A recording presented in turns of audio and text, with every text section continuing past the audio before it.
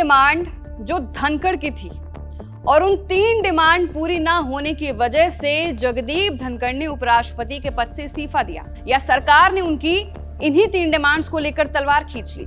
आखिर सच क्या है और वो 3 डिमांड क्या थी, बात इसी मुद्दे पर होगी। नमस्कार, मैं हूं आपके साथ वंशिका सिंह और आप देख रहे हैं एबीपी लाइव। 21 जुलाई को संसद मॉनसून सत्र का पहला दिन था। जगदीप धनखड़ ने सदन की कार्रवाई को संचालित किया था। शाम तक सब ठीक था। कहीं से किसी को ऐसा नहीं लगा था कि रात होते ही जगदीप धनखड़ उपराष्ट्रपति पद छोड़ देंगे।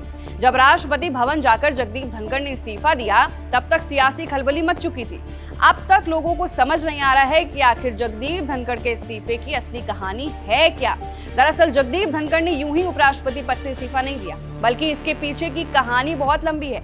उनके इस कदम के पीछे सरकार के साथ लंबे समय से चली आ रही तनातनी और उनकी कुछ खास मांगे थी, जिन्हें सरकार ने ठुकरा दिया था। जी हाँ, उनकी कुछ ऐसी मांग थी जिसके कारण ही जगदीप धनखड़ की सरकार से तलवार खींच गई और उन्हें इस्तीफा देने पर मजबूर होना पड़ा। सूत्रों की माने तो कुल 3 मांगों ने न केवल जगदीप धनखड़ और सरकार के बीच तल्खी बढ़ाई, बल्कि उनके इस्तीफे का कारण भी बनी। सूत्रों के हवाले से दावा किया गया है कि जगदीप धनखड़ की सरकार से तनातनी काफी पहले से चल रही थी। वहीं सूत्रों का यह भी कहना है कि जगदीप धनखड़ अक्सर सीनियर मंत्रियों को अपमानित किया करते थे। बैठकों में भी उनसे बहुत कठोर पेश आते थे। इससे कई मंत्री नाराज थे। शिवराज सिंह चौहान को भी उन्होंने दिसंबर में पब्लिकली अपमानित किया था। हालांकि बाद में उन्होंने उनकी तारीफ का डैमेज कंट्रोल किया था। बहरहाल चलिए जानते हैं कि वो 3 डिमांड्स यानी 3 मांगे क्या थी जिसके चक्कर में जगदीप धनखड़ की सरकार से तनातनी हो गई।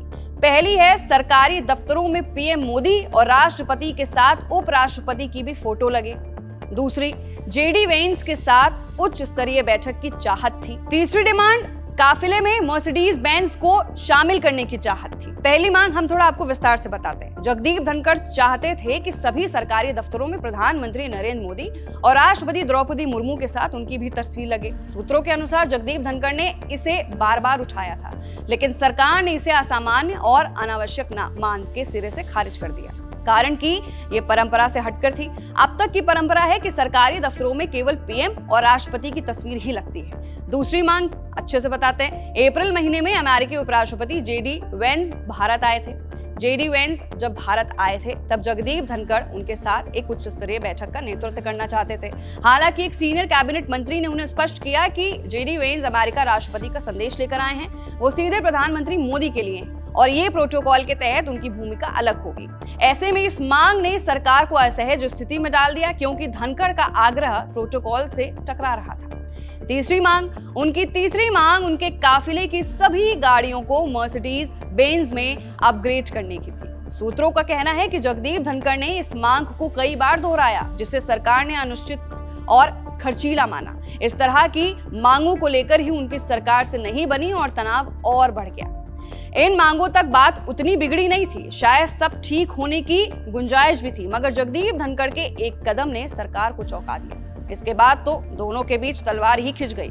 जी हाँ, इस तनातनी में विपक्ष के जस्टिस यशवंत वर्मा के महाभियोग प्रस्ताव को स्वीकार करना सरकार के लिए आखिरी तिनका साबित हुआ। सरकार इस मुद्दे पर लोकसभा में सर्वसम्मति से प्रस्ताव लाना चाहती थी। अगर धनखड़ ने विपक्ष के नोटिस को स्वीकार कर लिया, इससे सरकार की रणनीति को झटका लगा।